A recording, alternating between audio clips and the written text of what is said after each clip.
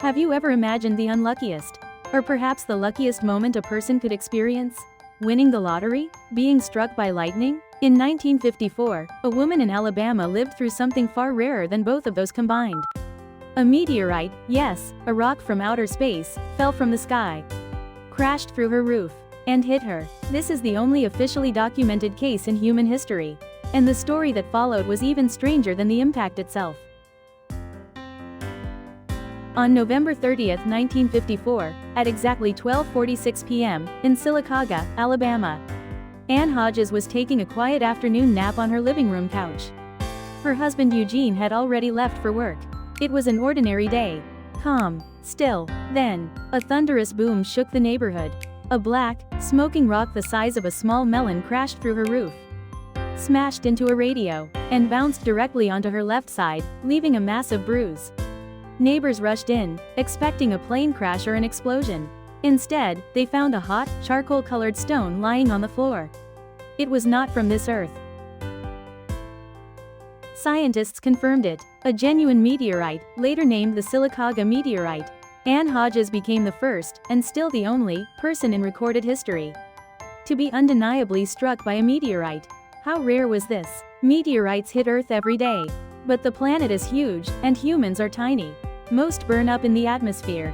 Those that survive usually land in uninhabited areas.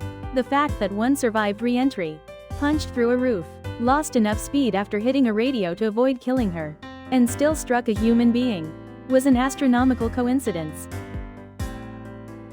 But the impact was only the beginning. The meteorite that struck Ann did not bring fortune. It brought chaos. Ann's landlady, Bertie Guy, claimed ownership. Her argument: "It fell through my roof. Therefore, it is my property." Public opinion was split. Should it belong to the person who was hit? Or the person who owns the land it landed on? A year-long legal dispute followed. Eventually, Ann and Eugene paid the landlady $500 to keep the meteorite, a huge sum for them at the time. But the attention, reporters, visitors, and endless public curiosity wore Ann down. Ann never fully recovered from the incident. She suffered from chronic stress, anxiety, and recurring fear, symptoms that today might be considered similar to PTSD.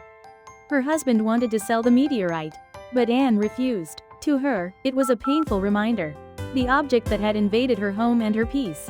The strain deepened the rift in their marriage. They eventually separated. In 1972, Ann died at age 52 after years of illness. The meteorite was later donated to the Smithsonian National Museum of Natural History. The Ann Hodges incident is more than a bizarre accident. It is a reminder of how fragile our everyday life really is. How a single moment can change everything. Was it a cosmic lottery? A curse? Or simply a random act of the universe? Perhaps the meteorite wasn't a blessing or a curse at all, but a silent message that even in the vastness of space, the smallest event can alter a human life forever.